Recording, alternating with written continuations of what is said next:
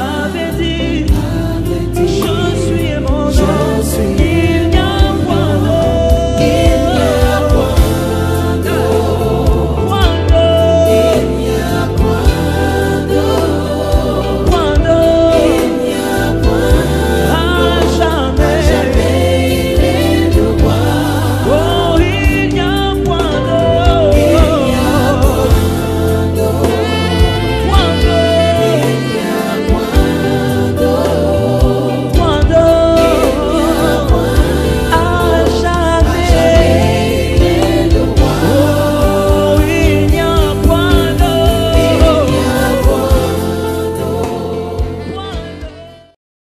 Je vous salue dans le précieux nom de Jésus. Grande est ma joie d'être encore avec vous en ce mois de mars pour notre merveilleux programme Aiguise ma foi. Nous bénissons Dieu pour ces enseignements qui nous permettent d'avoir depuis le début de ce mois où nous sommes en train de parler autour de cette pensée qui concerne l'héritage. Je suis très heureux de voir que Dieu nous permet de pouvoir réfléchir sur cette pensée et de comprendre surtout le fond de bataille qui se cache derrière la notion de l'héritage. Parce que souvent quand on se dit je suis héritier, j'ai hérité de Dieu des choses, on exclut automatiquement la notion du combat pour accéder à l'héritage. Or, nous voyons très clairement dans la Bible que Dieu donne l'héritage à ceux qui sont capables de se battre pour y avoir accès.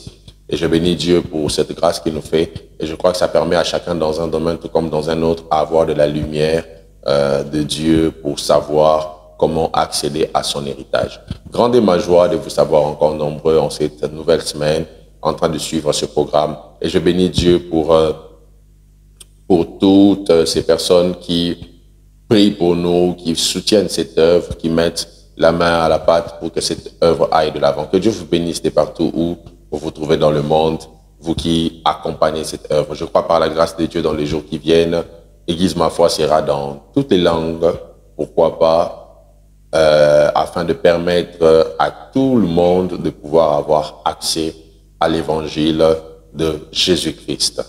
Depuis, comme je le disais, le début de ce mois, nous sommes en train de parler sur la mentalité de ceux qui accèdent à l'héritage. Et j'aimerais nous inviter aujourd'hui à ne lire que 2 portions des Écritures, toujours dans le même livre de Josué. Je suis au chapitre 14, verset 12, où Caleb dit « Donne-moi donc cette montagne dont l'Éternel a parlé dans ces temps-là, car tu as appris alors qu'il s'y trouve des Anakim et qu'il y a des villes grandes et fortifiées. L'Éternel sera peut-être avec moi et je les chasserai comme l'Éternel a dit. » Chapitre 15, le verset 14 déclare « Caleb en chassa les 3 fils d'Anak, Sheshai, Aïman et Talmaï, fils d'Anak. » Je commence à vous faire voir que la notion d'héritage vous exigera impérativement d'accéder à la maturité. Pourquoi la maturité? Parce qu'aussi longtemps que l'héritier est encore enfant, dit Galates 4, il ne diffère en rien d'un esclave. Donc tout celui qui veut accéder à l'héritage en gardant sa mentalité d'enfance est un esclave. Et donc l'esclave ne peut pas être héritier. Il faut atteindre la maturité pour avoir l'héritage. Je vous ai fait voir aussi que Dieu, le même qui a dit à Israël de garder silence, je veux mener la bataille à votre place, c'est le même qui, lorsque Israël arrive de l'autre côté du fleuve ou de la mer Rouge, c'est le même Dieu qui dit à Israël, va faire la guerre à Amalek. Parce que la saison où je combats pour toi est passée. Maintenant, je combats par toi. Quand Dieu combat par toi, tu dois te lever, prendre des armes et aller conquérir ou affronter Amalek comme Israël l'avait fait. Et je vous ai aussi fait voir que la notion de la conquête est une notion qui est liée au processus. Parce que Josué chapitre 11 nous fait voir que Josué avait eu tout le pays, mais quand on arrive au chapitre 13, Dieu lui dit, tu es devenu vieux, il y a des terres que tu n'as pas encore conquises. Et là, vous verrez même que c'est Hébron qui n'était pas encore prise. Or, Hébron est un lieu de paix. Hébron est une terre qui apporte la paix, l'union, la communion. Donc, malgré qu'Israël était déjà entré sur sa terre, il y avait un manque de paix totale.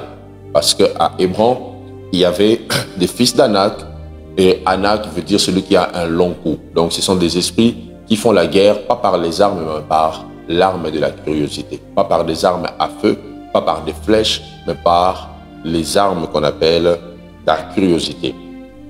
Et quand vous lisez la Bible avec moi, la Bible a dit que Caleb, qui a réclamé son héritage qui lui avait été donné par Moïse, il dit aujourd'hui, ça fait 45 années après que j'ai reçu cette promesse-là.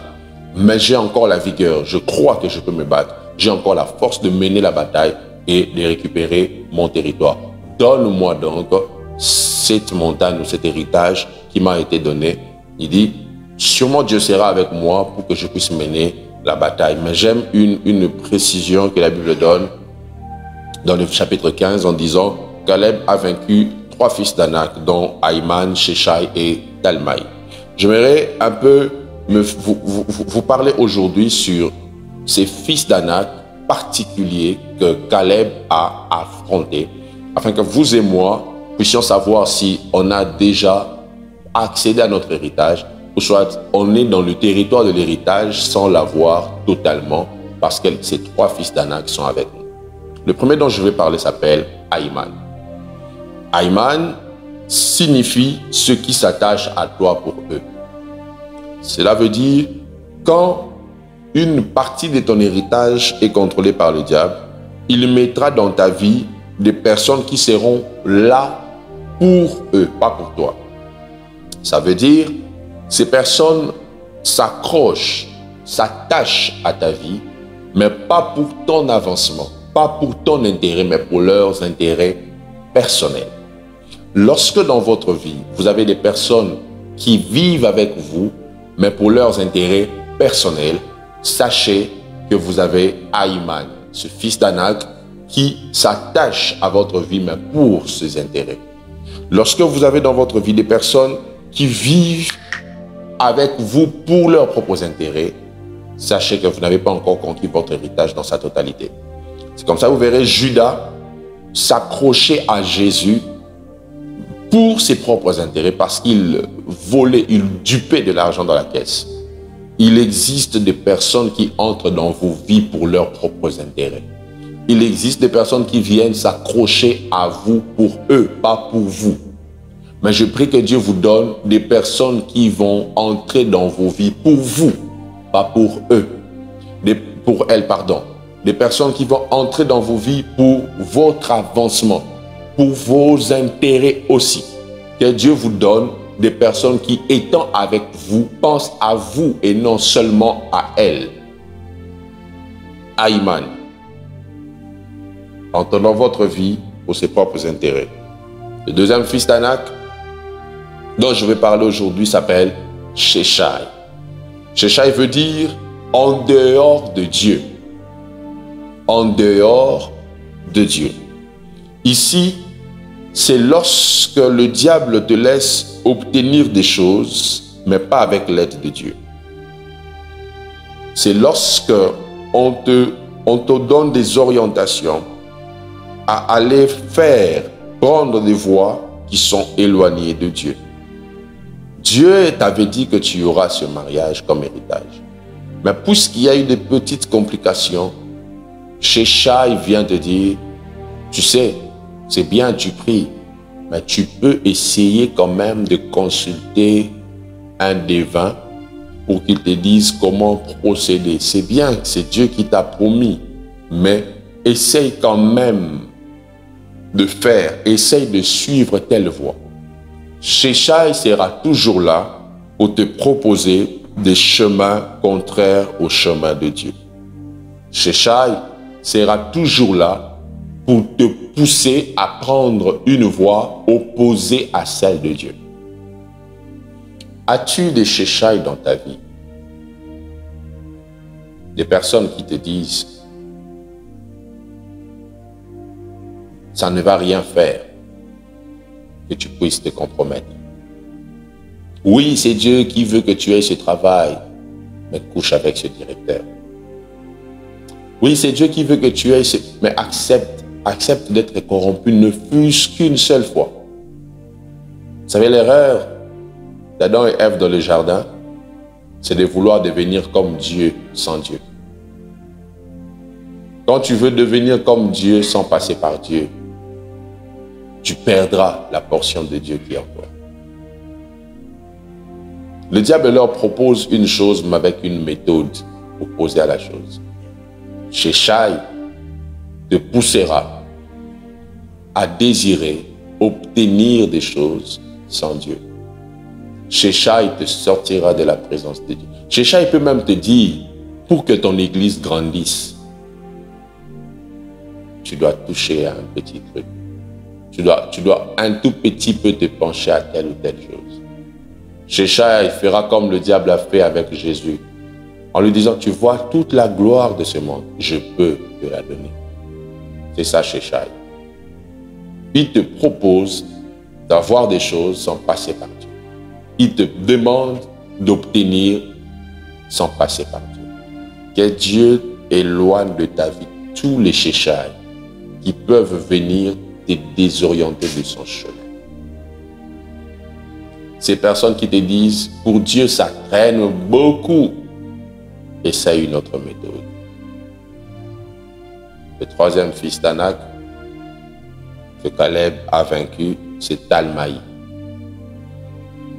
Talmaï veut dire terrain bien travaillé, mais qui présentera des failles. Talmaï, c'est un terrain très bien travaillé, mais qui cache des failles. Ce sont des choses qui commencent bien, mais qui finissent mal. Talmaï, ce sont des choses où quand tu commences, tu ne te rends pas compte qu'il y a un piège dedans. Talmaï, ce sont des relations qui commencent avec les restaurants, mais qui finissent avec des coups une fois que tu es dans la maison de ce monsieur. Talmaï, ce sont des choses qui commencent avec une bonne présentation, mais qui finissent mal. Ainsi, lorsque ces trois réalités vous entourent, sachez que vous avez des adversaires de votre héritage. Vous ne pouvez pas posséder votre héritage tant que vous avez Aïman, Sheshai et Talmaï dans vos vies.